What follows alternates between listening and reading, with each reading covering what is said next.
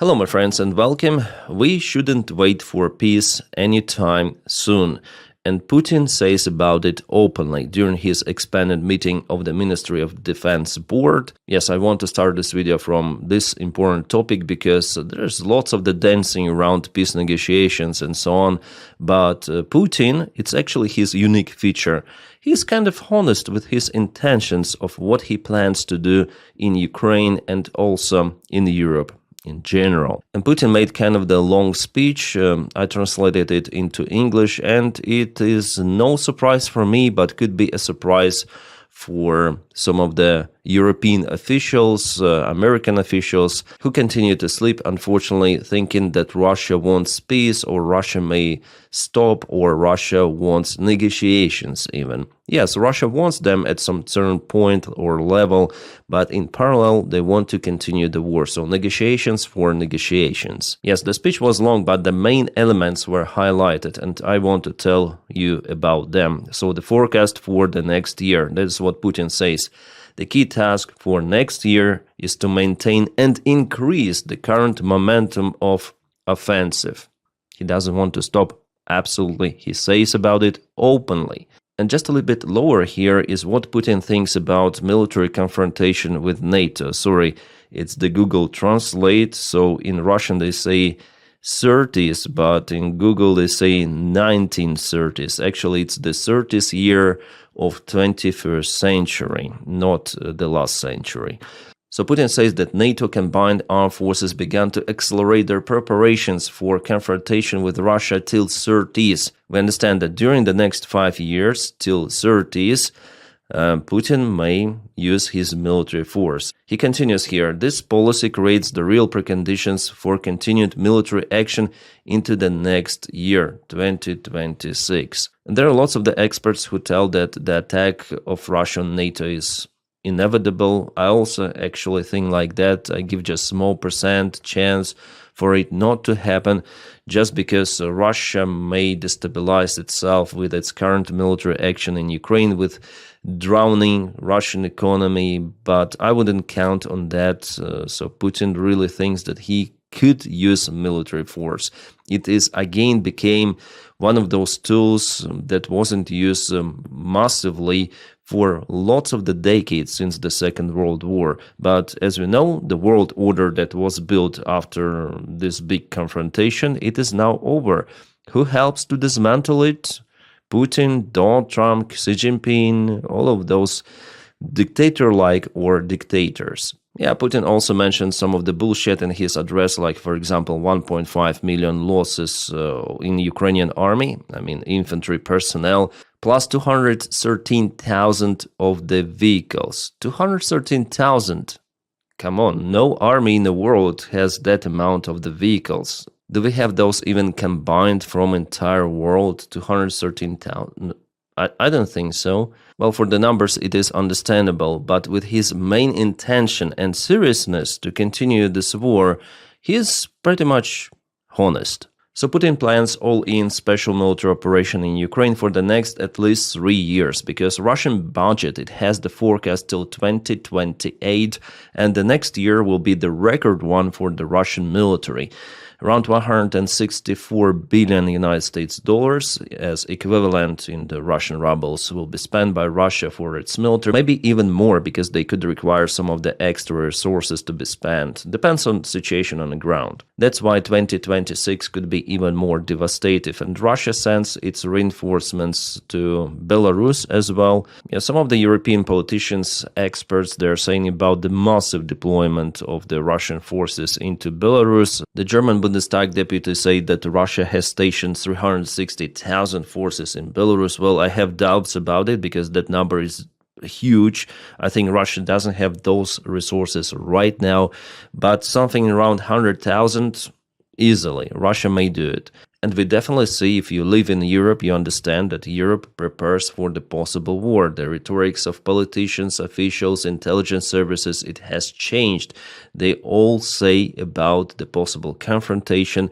Germany is boosting its army. Yeah, the project is till 2030 with something, for a long time, and probably we are in lack of that time because Putin understands that he has this window. Who knows who is the next United States president? Maybe he could deploy some of the boots on the ground to help European allies. So while Donald Trump is in power, it's better to use this time for escalation, and it's a dream of Putin to expand his empire to the previous state of the Soviet Union, something like that. So I'm sure he will use this window, at least with some major provocation, like, for example, attacking Suwalki corridor, Estonia, Latvia, Lithuania. So Europe is boosting its army for defense, but Putin says that it's all against Russia. It is all down to attack our poor Russia, It is the same as for Ukraine. We attacked Ukraine because Ukraine was planning some sort of the provocations, attacks, So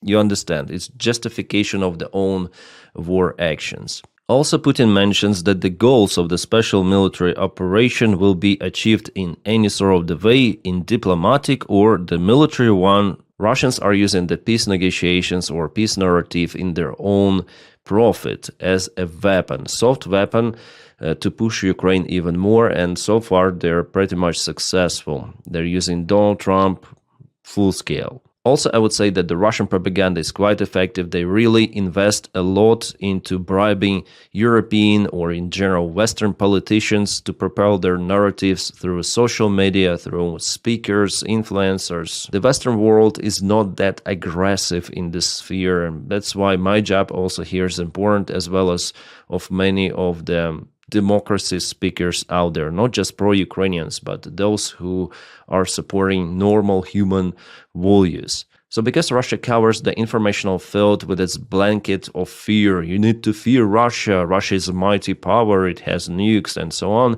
locals who live in Europe, sometimes they do afraid, and they vote for those politicians who promise them peace with Russia, like, for example, AfD in Germany, or the Romanian guy who nearly was elected. He was damn popular, 40% of people voted for him, and he promised to cancel the military support for Ukraine and to make peace with Russia, like Orban-style diplomacy, And we see that Slovaks, they also elected Fico, who is pro-Russian puppet. Also kind of the strange elections happen in Czech Republic. And Putin says about it that with the current European elites, we probably will not be able to negotiate, but it is inevitable that there are going to be the change of the politician elite in Europe. And here, actually, the goals of the Russian Empire and United States of America, they are the same, United States clearly, openly say that Europe should be gone as a unity, as a union, and Russia also wants to demolish it, dismantle. Never ever I would believe that the United States and Russia would attempt to end Europe as democracy. But that's the reality we live in, and the future is going to be very, very turbulent with lots of the confrontations, provocations. We should be ready for it. The only thing about all of those Putin talking points is that the reality on the ground shows that Russian army is not that effective as Putin thinks. The situation in Kupiansk clearly shows that, and Russia is still unable to somehow attack successfully, because 90% of their attacks basically fail, especially if we speak about convoy attacks. Even after 4 years of war, Russia uses this old-school Soviet strategy for attacks. Well, maybe there is no other variant of how they may take the ground. They don't have robot army terminators, so they use Vankas for midway strikes, Ivans or Vankas, And Zelensky already mentioned that we received a signal from Moscow today that they are getting ready for one more year of war. I would say years and years of war. They mentioned the next year that they want to intensify the military action, of course, but it's not just about 2026, unfortunately. Sorry guys, I have to say about Donald Trump, because he is also pressing Europe not to confiscate Russian assets. Maybe because he wants to confiscate those himself. According to the deal with Vitkov, Dmitriev, they want to use those assets to boost the Russian economy, invest the money into oil production whatsoever, and also ExxonMobil to have its part of the shares. That's the main goal, not to help Ukraine, not to help Europe to defend it, yeah? The goal of this guy, and sadly not of this guy alone, is to grab the money. That's it. That is what those politicians are interested in.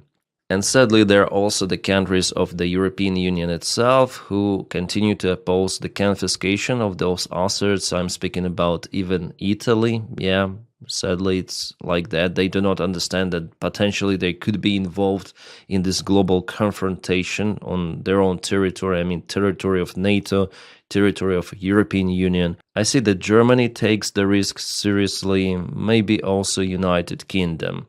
Poland, Baltic states, absolutely, because they're bordering Russia or pro-Russian states as Belarus. They could go first under the Russian strikes. By the way, today Putin also recalled Oreshnik. Yeah, the modernized version of Oreshnik will be delivered to the Russian army in 2026.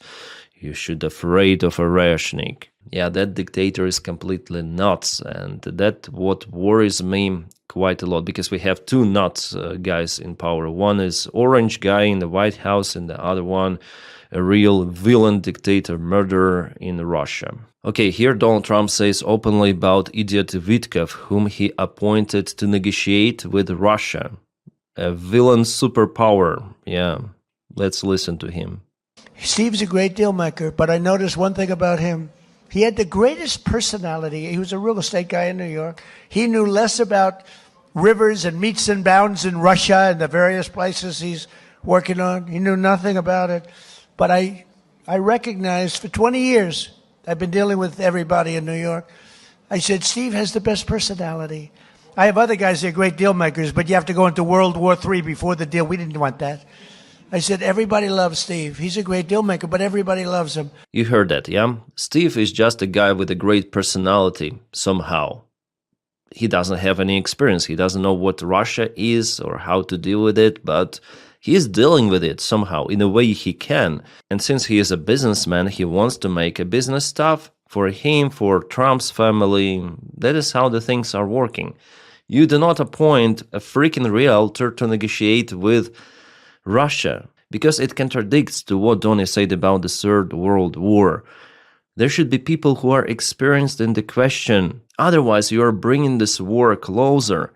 Everyone understands that. I think even children understand that, but not the United States president. And yes, you probably know already the news about Venezuela. After all, it was not about drug boats or drugs. No, it was about oil and somehow United States soil that Venezuela captured. What? Well, it's the topic of another video. Probably I'm gonna record something about it on my another channel. It's in the video description right below. EU leaders prepare to take unprecedented steps to help Ukraine at high-stakes summit, but they will not look through confiscation of the Russian assets, unfortunately, on the summit, which will take place, I think, the next week, or maybe this one. I need to find out the exact date. But it's going to be very, very soon. Well, Europe, it should finally come to conclusion that Ukraine is the only shield for them, that they need to support Ukrainian military because Russia doesn't want to stop, as we see. United States temporarily blinded with the current White House administration, which is damn incompetent. So if Europe doesn't want to fight on its own against Russia, they need to support Ukraine. That's the only way, the only variant in this case. Okay, I forgot to mention, during this meeting, Belousov, a minister of the Russian defense, again proclaimed that Russia keeps Kupiansk under the full control. Yes, guys, the trapped Russian forces, they control some of the territory of Kupiansk, but Russia is not controlling this city, absolutely. They continue to spread lies openly in front of TV cameras. Crazy, unhinged, but everyone is laughing about it. Okay, Merz said that Putin is at war with Europe already, with sabotage operations, provocations, drone attacks, and so on. Yeah, we know it. And of course, Russian officials, together with Putin, they say that, no, we're not planning any sort of the attacks on Europe, just defense operations. Yeah, special military defense operations. The same stuff they said about Ukraine back in January 2022. Russia has no intention at all to invade Ukraine despite troops build up, says ambassador to United Kingdom. And the same ambassador says that the goal of Russia now is to take Ukraine, basically to dismantle Ukrainian government, parliament, and make Ukraine pro-Russian state. Russian officials, they use the same rhetorics now for European countries that they use for Ukraine. For example, Zakharova, who is the spokesman or spokeswoman of the Russian Foreign Ministry, reminded Sikorsky that without Lenin, there would be no Poland. So Lenin created Poland, the same stuff they said for Ukraine. Well, Sikorsky already responded on that, of course, but the idea for Russia is to justify an aggression, not just in Ukraine, but also the future aggression in Europe, to feed some propaganda shed for their own audience out there in Russia, to explain them why they should go and lose their lives for basically nothing, just for Putin. Yeah, guys, this video I really wanted to dedicate to this very important topic of what awaits us, and you see no changes in Russian policy. They still think that they have enough resources to continue the war for multiple of the years, and they even want to escalate it. And only physically, Ukraine may stop it. Ukraine with the help of allies. Unfortunately, some of the allies are daydreaming about something, that Putin wants peace, Putin is a nice fellow, like Donald Trump showing picture with Putin.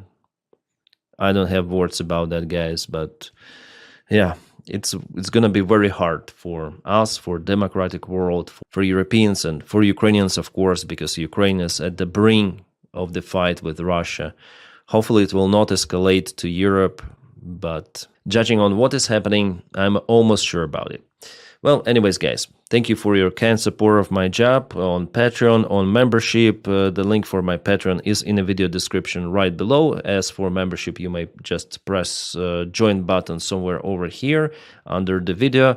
And you are making this content possible by supporting me. If you don't have this opportunity to support me in that way, you may just press your like to this video and subscribe to the channel to boost this video in YouTube algorithms. Thank you so much for that as well. And my friends, I wish you all a peaceful sky wherever you are, and have a great time.